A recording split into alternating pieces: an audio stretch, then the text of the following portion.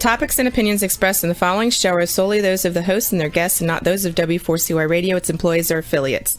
We make no recommendations or endorsements for radio show programs, services, or products mentioned on air or on our web. No liability, explicit or implied, shall be extended to W4CY Radio or its employees or affiliates. Any questions or comments should be directed to those show hosts. Thank you for choosing W4CY Radio.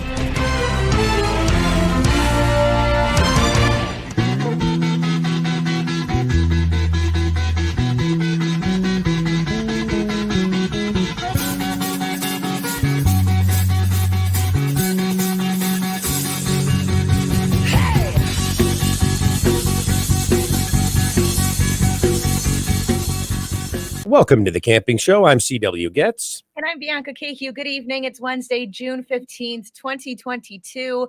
And there's an excessive heat warning in our area. So glad we're indoors today. It's probably about 95 degrees out there. You know, you work at the radio station. You get tired of saying that over and over again. I've been saying that all morning. There's an excessive heat warning. So I just thought I'd throw that in there. While you're sitting in a nice air-conditioned studio, I'm sure, right? Yeah. It's so cold in there, too. Isn't that funny? It's freezing. Yeah. It's like night and day. I bet you people are hot as hell, but I, in fact, am freezing in here, to be honest. I'm sure people love it. Well, I'm in my basement, and it's very nice. It's perfect. Gets you to wake up. Yeah, absolutely. Well, listen, I want to apologize, everyone. We are a little late this evening. I was waxing down my surfboard. I actually made that up, but we are a little late, and I'll take that. That's my little baby there. But anyway, wanted to apologize. You've been serious about that. Well, waxing your surfboard? I mean, you never know with you. I stole that from the Beach Boys, but I'll tell you something. I only surfed once, and I don't believe I'll do it again. It was like my first skiing trip. Well, first and last. It was rather disastrous. So, oh, boy. Yeah. Some things I'm just not cut out for. I think everybody's like that a little bit, right? Tonight's episode is brought to you by Campground Views, making camping easier. By Rutabaga Paddle Sports, providing time on the water. And Nova Craft Canoe, connecting with nature since 1970. Tonight's episode is Camp for Free with our special guest, John Soares. Bianca, could you tell us a little bit about John, please? Absolutely. Guidebook author and freelance writer John Soares grew up in Northern California near Redding. John is the author of several books, including Camp for Free, Dispersed of Camping and Boondocking on America's Public Lands, 100 Classic Heights, Northern California, and Hike the Parks, Redwood National and State Parks. As a kid, John hiked the foothills just outside Anderson, California. By his mid-teens, his hiking obsession drew him to the mountains nearby. Currently, John has hiked all across Northern California, as well as other parts of the American West, and has explored trails in Canada, Europe, Mexico, and Central America. John holds a bachelor's degree in biochemistry and a master's degree in political science from the University of California. He taught college-level political science courses for a number of years, yet most of his income came from writing. John has lived in the California cities of Redding, Chico, Davis, Alameda, and Crescent City, as well as locations like Mount Shasta, Kauai, and Sweden. He currently lives in Ashland, Oregon, just north of California border, and frequently hikes the trails in Northern California and Southern Oregon. John has been a regular guest on radio, television, and podcasts, and has been featured in a number of newspaper and magazine articles about his books. John has also written numerous articles for VIA Magazine, Sunset Magazine, and many newspapers and magazines. John, thanks so much for joining us. It's a pleasure and an honor. Welcome to the show, John.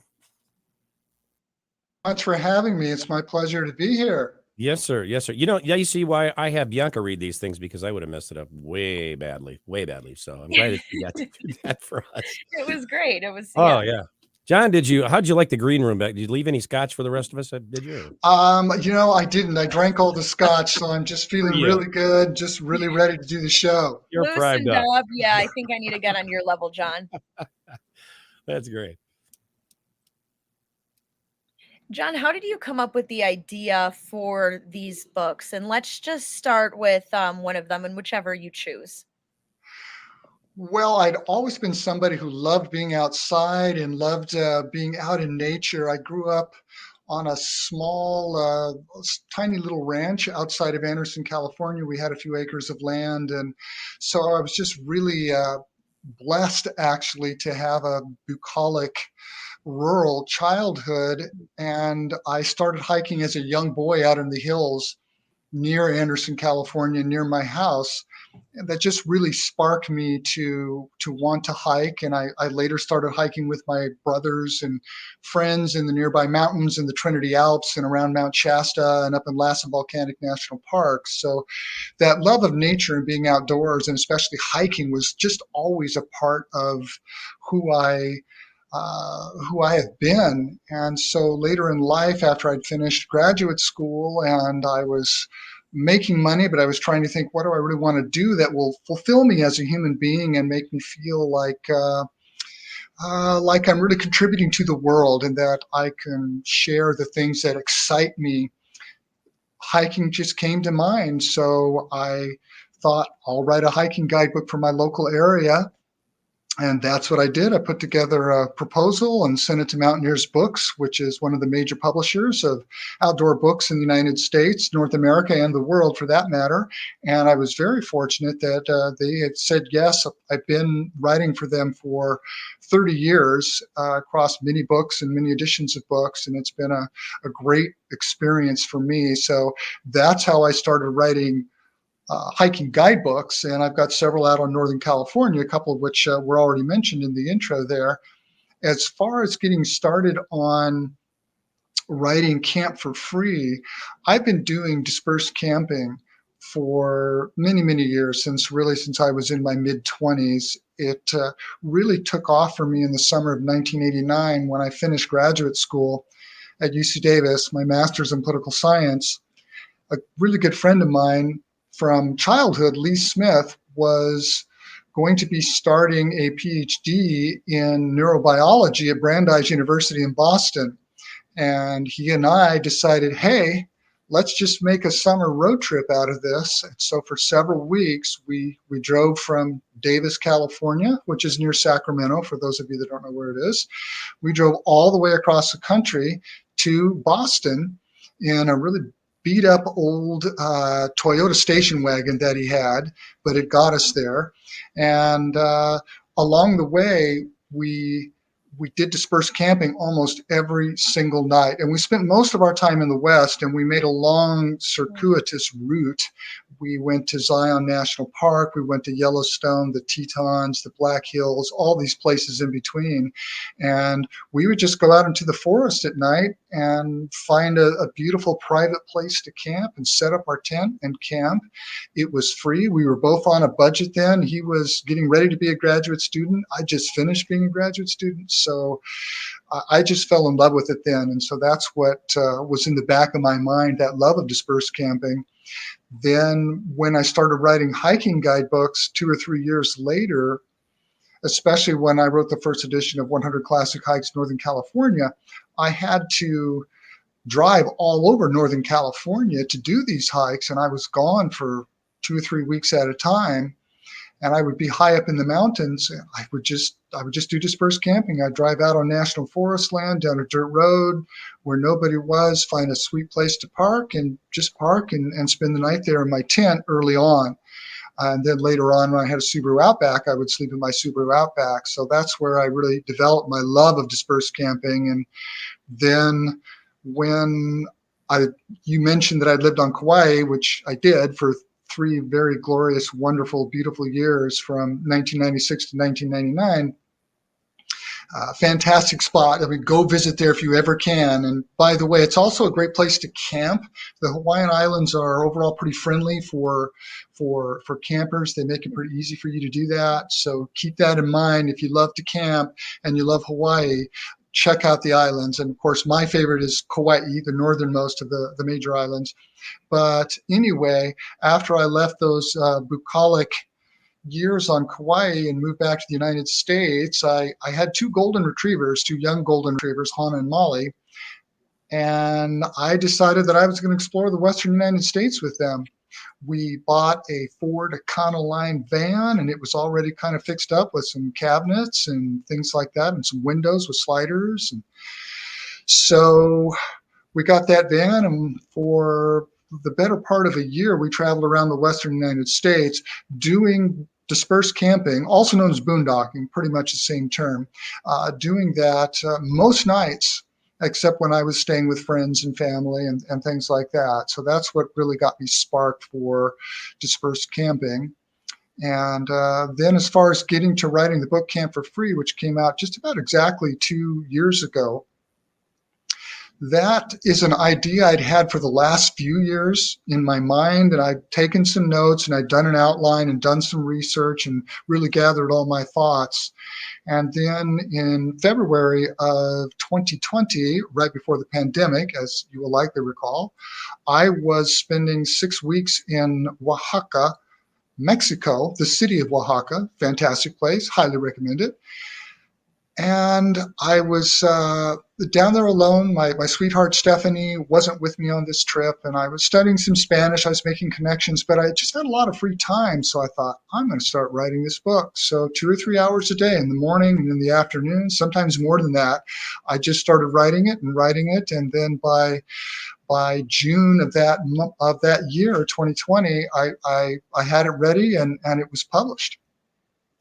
It's funny you mentioned the whole necessity thing, because as necessity is the mother of invention, so is it probably the mother of resourcefulness, if I'm guessing correctly. Well, yes, it's one of the nice things about dispersed camping is that if you are on a budget, very much it's a great way to go, because obviously you are really just spending the cost of your vehicle, your gasoline, to get out there to the place to camp.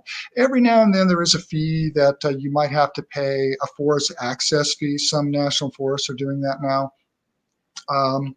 But it really is something that, for me, like when I was leaving graduate school and still had limited resources, it was really the way to go, and really just a great way to save money and then still be able to just travel, and then also get to camp in some of just the most beautiful spots, like in the deserts of southwestern Utah with all that gorgeous sandstone cliffs around, and then gorgeous dark skies at night, totally full of stars, and the Milky Way big and bright. And yeah, it's really been fantastic. And yeah, it really was.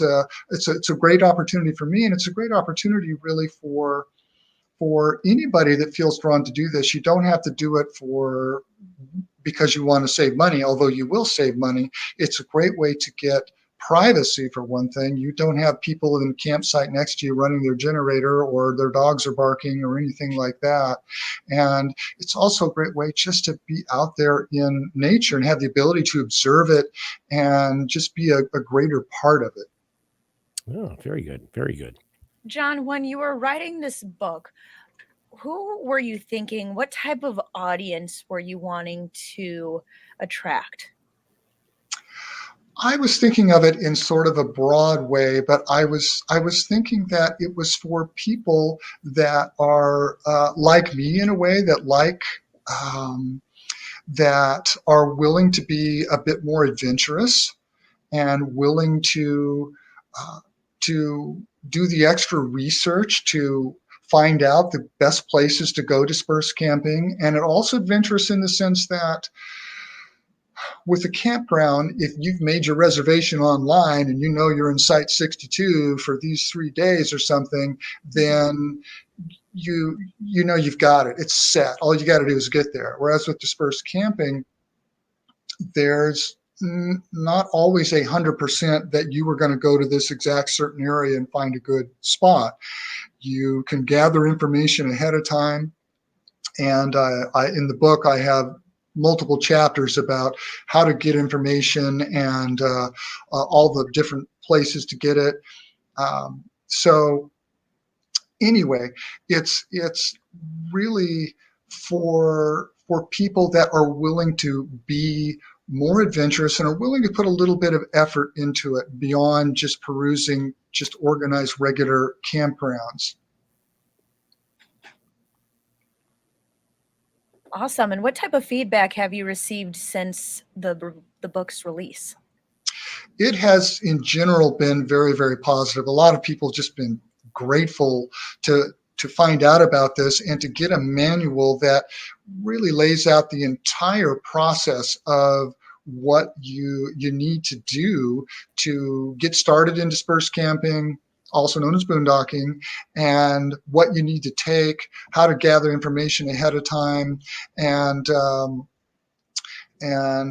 all of that sort of stuff. So everybody's just really been very, very happy about that, because it's a little bit of a scary, I don't know if scary is the word, but some people have trepidation. They think, well, I'm just going to drive out into the forest, and where am I going to go? What do I do? What should I take? All those sorts of things. And the book just really lays that all out, so you're all set with that. I would say the only feedback I've had that I feel it's unwarranted, but there's been a few people have said, like in Amazon reviews, like, oh, you didn't tell me exactly where to go. You didn't say drive to this specific site. And I make that very clear in the book that I can't do it. The book would be many, many volumes, because there's probably several 100,000 places that you could do dispersed camping / boondocking on BLM lands, that's Bureau of Land Management lands, and national forests and other federal and state lands out there. So that, I mean, that's been the only thing where people weren't quite so happy with it, but that was because they didn't read the description of the book well enough. We have from Camper 69, we call it crowned land camping. I make sure I know 3 to 4 sites in the area, since you can't actually book a site. That can be tricky too, is actually finding, a feasible space to camp for so long then. Well, it can be in a sense, but what happens, and by the way, I've actually done it in Canada too, many, many years ago. Canada's great for that, although at the time, I think now you have to have a crown. Well, anyway, Canadians know about this. My book is about the United States. It's not about Canada, but Canada is also a really good place to do it. Just research it a bit online. I do talk about it a little bit in the book. But basically, what you need to do is you need to contact the people who work for the agencies that are in charge of the area that you're interested in exploring, and say, I want to do some dispersed camping out there. Where are some good areas to do it? This is the type of vehicle I drive, and this is really kind of what we're looking for. And oftentimes they will be able to help you.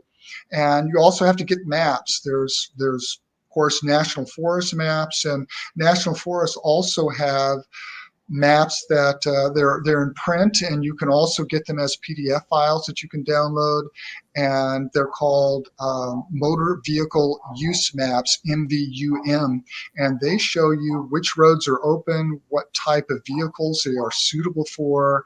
So that's another good way for you to find out where can you drive, where can you go. And something else to think about, if you have GPS software on your phone or on your tablet or something like that, you can download maps onto your tablet or your phone for use offline. Oftentimes you have to pay an annual subscription, maybe $20 for Gaia or Caltope are the two companies that I use the most. But you can download those maps and they will work even if you don't have cell service. So you're just accessing GPS, and they will show you exactly where you are out there. And you can load layers, you can load motor vehicle use maps, topo maps, road maps, all these sorts of things out there. So you can really navigate pretty well when you're out there. All right, more on John Soares and his books, Camp for Free, 100 Classic Hikes and Hike the Parks, and more details on that. We're going to break it down and talk about what topics he hits in those books. More on the camping show at Talk 4 TV and W4CY. Stay tuned.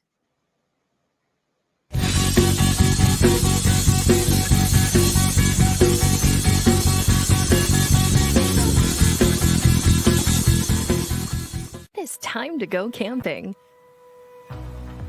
Introducing Campground View's virtual tours. You can tour the campground, see the sites, see if they are available, and click to book your perfect spot. Hit the open road and explore the amazing places found in nature. We make it easy to discover, find, and book your site. so that you can go have the fun and freedom you seek.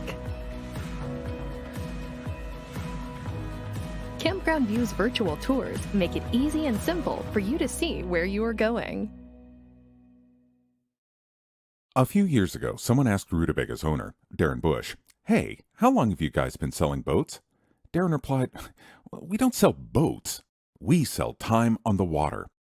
Of course, that comes in all types. We help people paddle more safely with Rutabaga outdoor programs. We rent canoes, kayaks, and stand-up paddleboards. We sell and install racks to get you from home to adventure. Rutabaga's got everything you need to get you out on the water, like paddles, life jackets, dry bags, and clothing. Rutabaga Paddle Sports, on the web at rutabaga.com. Mention you saw this ad on The Camping Show. There's nothing like being out there. For over 50 years, we've been connecting people with nature by building classic Canadian canoe designs using the best materials available. We built a reputation on durable, dependable canoes that allow you to focus on what's important, whether that's unplugging in remote wilderness, spending quality time with your favorite people, or nailing the perfect line. Visit novacraft.com to find the perfect canoe for you and locate your nearest authorized dealer.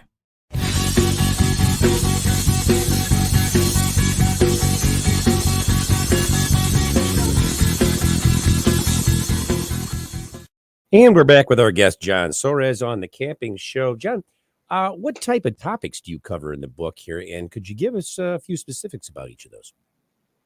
Yes, I'm happy to do that. I cover obviously a lot of different things in the book, and some of it I just mentioned about the importance of really doing your research before you go out there, and that involves talking to people at the agency, stopping by the agency and getting information, face to face, of course, following any protocols that might be in place about that.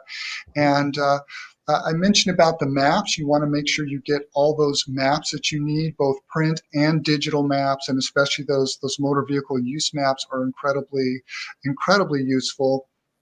And then I talk about a lot of different things in the book. I talk about the different types of vehicles that you can go dispersed camping in. And a lot of people feel like, well, getting started with dispersed camping, wow, is this for me? How hard is this going to be for me to do this? And the reality is it doesn't have to be all that difficult to get going. Many of your listeners may be car campers, and they drive in their car and they have tents and they just go, they go to a campground and they set up and they think, oh, well, if I just have a Toyota Camry or something like that, can I do this? And the answer is you can. And I have a whole chapter in there on the different vehicles, ranging everything from just a sedan car to all the way on up to RVs. And so I cover that. And then I also talk about safety, like how to be safe out there and what you need to do to make sure that you are on roads that are going to be safe for your vehicle. And one key piece of advice I have about that is that when you're driving on dirt roads, you have to make sure it's going to be suitable for your vehicle. And if you've done much driving out in the booners in your vehicle, there's times you come and you think, oh, that road looks kind of rough right there. Can we make it? Looks like there might be some good level ground beyond that where there might be some great places for us to do some dispersed camping, but I don't know about this stretch of road. Well, my advice is, when in doubt, scout. That means stop your car, your vehicle, get out, walk up the road and make sure your vehicle can make it, and then maybe also see if there is a good site up there. So that's part of it, is like just dealing with the safety aspect.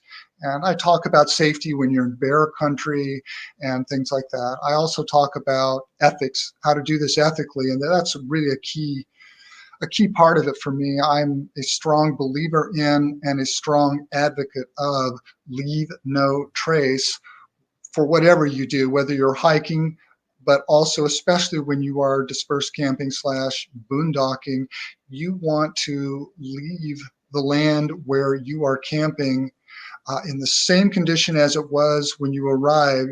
And if you see any trash there, you want to make it even better. When we go dispersed camping, we always bring a trash bag and we pick up any trash or litter that we see there. And So, you want to do that, and you want to be sure you don't ever drive off road, that you stay on designated roads, that you don't drive over vegetation and things of that nature. So that's covered in there in detail.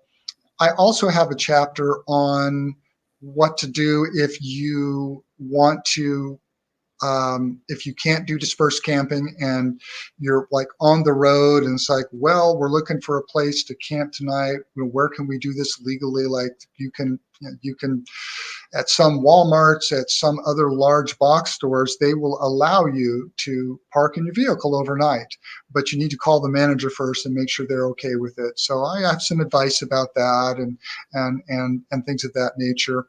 I also have an extensive checklist of exactly what you should take. It runs for 3 or 4 pages in the book. And I have reproduced that appendix, that checklist, on my website, dispersedcamping.net. On dispersedcamping.net, you'll get that checklist, and you will also get a full list of resources, apps you can download for your phone, websites that list places that you can do dispersed camping and boondocking, where you can find information about the United States Forest Service and the Bureau of Land Management. So I've just got a lot of information there, and I update that regularly. So that's why in the book, Camp for Free, I mentioned dispersedcamping.net a lot, because that's where everything is updated, so that you know that the book is, that the key information is up to date for you. Yeah, that's pretty cool. That's pretty cool. Let me ask you this. Is the issue of campfires something you've also covered in the book? It is, and it's something that is really, it's a very important issue for me, because I haven't had a campfire in about 15 years. And prior to that, I'd only had 2 or 3. I had them a bit more when I was younger and we were doing our first backpacking trips, and it's like, oh yeah, we have a fire.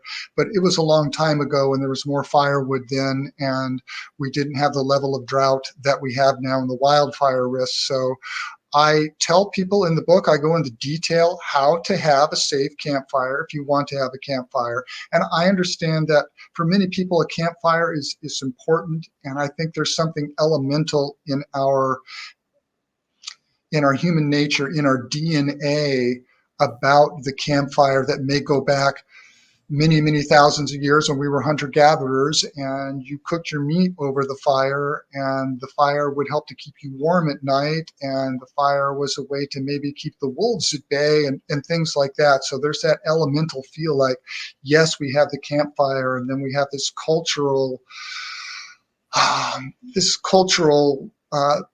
need or whatever that has come up through our culture in the West, like, yes, we have campfires. And I understand that, and I get that. I'm not saying nobody should ever have campfires, but I strongly urge people to have as few campfires as possible, and ideally to have 0 campfires. And campfires are, there's just a lot of downsides to campfires. For one thing, campfires can spark wildfires. And where I live in Northern California and in the Southern Oregon area, we just had horrendous wildfires in the last few years. And I could go on and on and on about all the places that I love and hike that have burned, and how my hometown, essentially, of Redding, California, and Shasta County and Upper Northern California was badly devastated by the Carr Fire in 2018.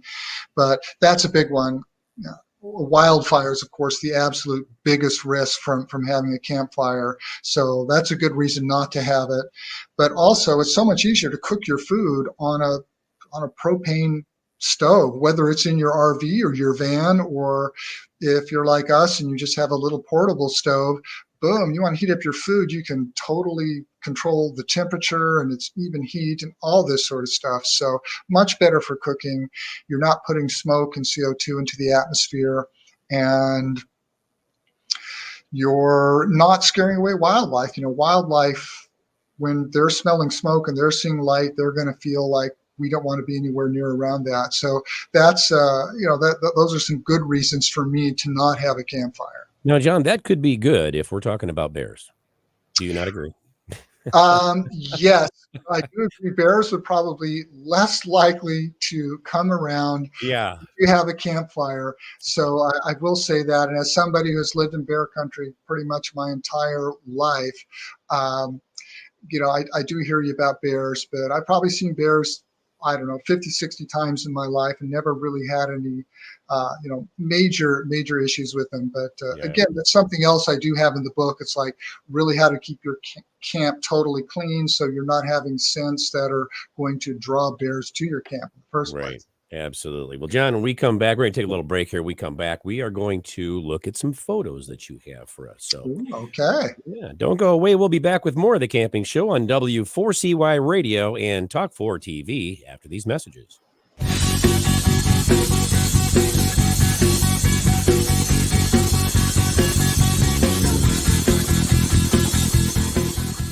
It's time to go camping. Introducing Campground View's virtual tours. You can tour the campground, see the sights, see if they are available, and click to book your perfect spot. Hit the open road and explore the amazing places found in nature. We make it easy to discover, find, and book your site so that you can go have the fun and freedom you seek. Campground View's virtual tours make it easy and simple for you to see where you are going. A few years ago, someone asked Rutabaga's owner, Darren Bush, "Hey, how long have you guys been selling boats?" Darren replied, "We don't sell boats. We sell time on the water." Of course, that comes in all types. We help people paddle more safely with Rutabaga outdoor programs. We rent canoes, kayaks, and stand-up paddleboards. We sell and install racks to get you from home to adventure. Rootabaga's got everything you need to get you out on the water, like paddles, life jackets, dry bags, and clothing. Rutabaga Paddle Sports, on the web at rutabaga.com. Mention you saw this ad on The Camping Show. There's nothing like being out there. For over 50 years, we've been connecting people with nature by building classic Canadian canoe designs using the best materials available. We built a reputation on durable, dependable canoes that allow you to focus on what's important, whether that's unplugging in remote wilderness, spending quality time with your favorite people, or nailing the perfect line. Visit novacraft.com to find the perfect canoe for you and locate your nearest authorized dealer.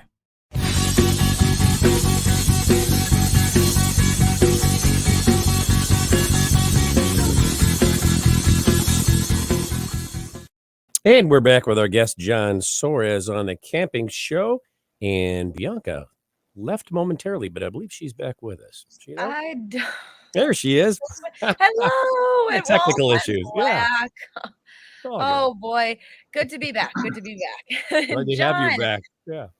What's the most bizarre thing you've encountered in all of your years camping? And I'm sure you've encountered probably about a handful of things, but let's narrow it down to your top couple of them. Wow. Well, there's a lot that I could talk about and bring up, but I'm actually going to bring up a combination bear story, dog story that actually happened at my house.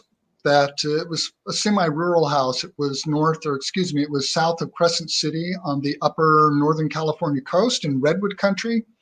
And there were lots and lots and lots of bears on my 5 acres. There was I could go for a walk and I would see just many piles of bear poop all over the place. So bears were common. So anyway, one evening, my 2 golden retrievers, Han and Molly, I take them out every night for them to pee. And so we're doing our last pee of the night, and I have the backyard illuminated. So we go out there, and there's an old apple tree, and I see Hannah looking kind of strange, and she's walking over towards this apple tree, and it's like she senses something is there, but she can't see it, and it's like she's close to barking, but she's not. And I walk over to get closer, and then I see there's a black bear up in this apple tree eating the apples. And I think, oh, my dog is just right there. And I'm calling her. And usually she's really good about coming, but she wouldn't come. So I went up and I just had to go up and grab her, like I was 6 feet away from the bear, and I lifted her up and carried her away from the bear, and we went back into the house. So that was kind of an intense, scary time. Yeah, definitely. And there's a lot of people like yourself that live out, up in the mountains and these very rural places where you could kind of encounter that every day. And even, west, and then even in some places like Tennessee. And it's just kind of second nature. You go outside and you take a walk with your shotgun and hope for the best. Yeah. Roxy, could we have you put up John's photos and we'll have him tell us about each of them, please?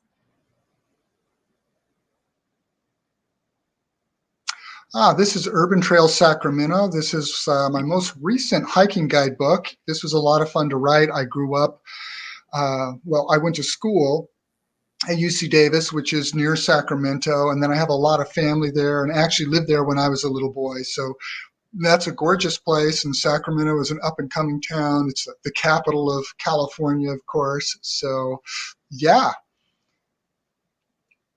Now, this is the book that covers all of Northern California. It's an all-color book. It's in its 4th edition. It has been in print for nearly 30 years, which I think dates me a little bit.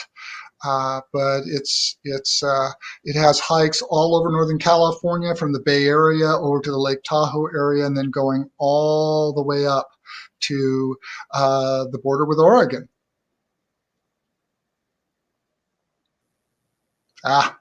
Yeah, that's me. That's a recent author photo from last summer. My brother Mark took that, and yeah, there you have it. I don't like taking author photos. So this is a map of, I can't quite see it as big as I would like to, but I think that's a U.S. Forest Service land in the United States, and you can see the green there, and that's lands you can almost always do dispersed camping on. Somewhere on those forests, there's places that just do dispersed camping, and usually there's tons and tons of it. So you can see that mostly in the West, but there's also some in the upper Midwest and in the Appalachians and a few other places. This shows you all of the federal public lands, and you can see that there was all the lands that were the Forest Service that we just saw in green. Now this is all red. You can see there's a lot more of it, and it's really filled in the Southwest, in Nevada and Utah and Arizona, New Mexico, Colorado. And that's because that's Bureau of Land Management land. That's oftentimes desert lands, but that's beautiful country, really great for exploring, hiking, and of course doing dispersed camping. This was me probably 12 or 14 years ago. This is in Mears Creek. This is on tributary to the upper Sacramento River in the Mount Shasta area, which is where I live now, and it's my home territory, and that's about as happy as I get. My feet on the right and my sweetheart Stephanie's feet on the left. We're on the Pacific Crest Trail, also outside of Mount Shasta. We are actually looking at Mount Shasta, but it's enshrouded in cloud. Nice view, though. Yes, beautiful view. My Subaru Outback, 200,000 miles I put on that thing over 20 years. This is down Hole in the Rock Road in Grand Staircase Escalante National Monument in southern Utah. Lots of places to hike there, obviously stunning views. This was right at sunrise. And yeah, and so there's lots of places where you can pull off on little dirt roads and find places like that to camp.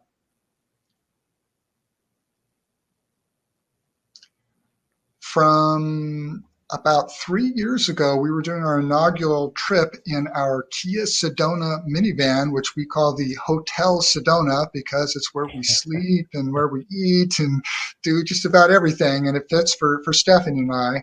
Yeah.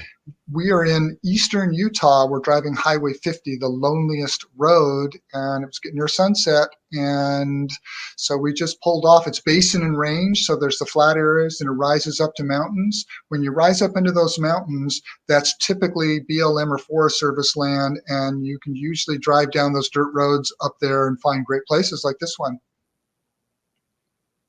There's mighty Mount Shasta once Yeah. again, Nice. and the back end of the Hotel Sedona, there's lots of places to do dispersed camping around Mount Shasta, and also it's a great place for hiking and mountain biking and swimming in the summer, and it's a fantastic place. I'd like to wake up to that every morning. I think that'd be nice. That'd be great. Well, people that live in the Mount Shasta area, it's our view, and it's a dominant mountain. It's 14,179 feet high, and it rises a little over 10,000 feet from the surrounding land. So it's just really an imposing mountain. This is me over on the east side of the mountain on the Clear Creek Trail when I was researching one of my books, Day Hiking Mount Shasta, Lassen, and Trinity Alps regions.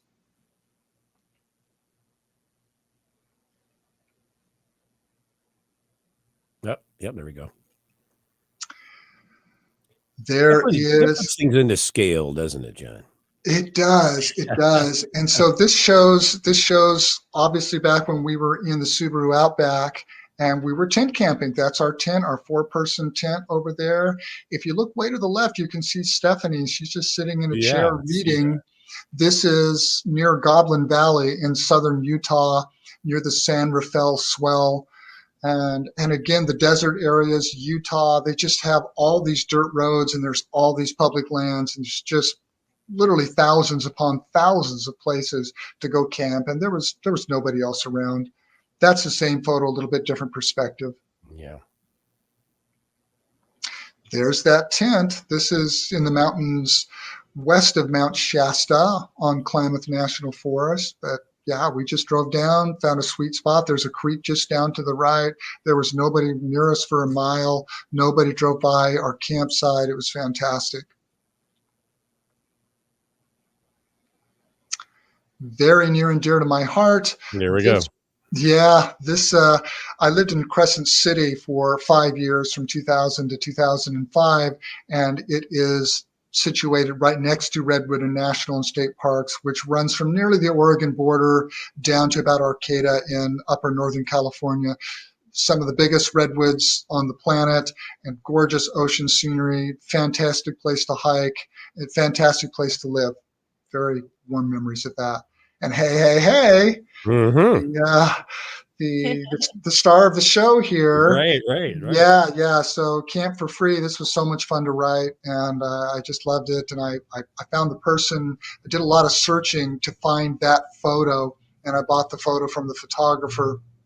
I found that photo on Instagram, but to me that just really summed it up there. So yeah, that's my baby. Wow. Bernie. My favorite. Yeah, that's Bernie Falls. That's also in upper Northern California. That's about 50 miles northeast of Redding, California. So yeah, it's a beautiful waterfall. It flows like that year round. It's fed by underground springs. It's 129 feet tall, and the springs just feed it year round. So it's just always pounding like that. And it's just the water, just such a beautiful blue and so cool and cold. Mm-hmm. This is down in the desert in Southern California. We actually found out about this site from the ranger at the BLM area. He told us, hey, we asked very politely, where's some good place to do dispersed camping? We'll take care of it, leave no trace. And he told us about this. And those are Joshua trees there. And we were able to just do all this hiking just from that site. There was these roads and little trails, nobody around.